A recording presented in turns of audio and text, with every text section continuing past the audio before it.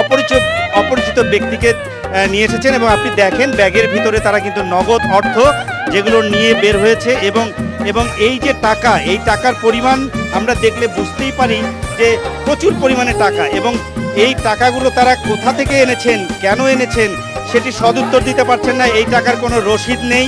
তারা একটি কোম্পানির নাম বলছেন যেটি ভৈরবে। এখানে কিন্তু আমরা কিছু খাতাও দেখতে পাচ্ছি।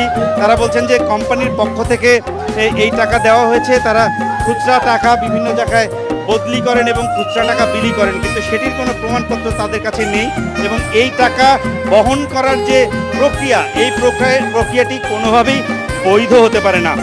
বৈধ যদি হতো তাহলে তাদের সাথে গার্ড থাকতো, একদম নির্দিষ্ট প্রমাণপত্র থাকতো, সেটি কিন্তু পায়নি। ছেলে যারা এখানে কাজ করছে ট্রাফিকের নিয়ন্ত্রণ করার যে দায়িত্ব তারা নিজের কাঁধে তুলে নিয়েছে, যেই ছাত্ররা তারাই কিন্তু তল্লাশি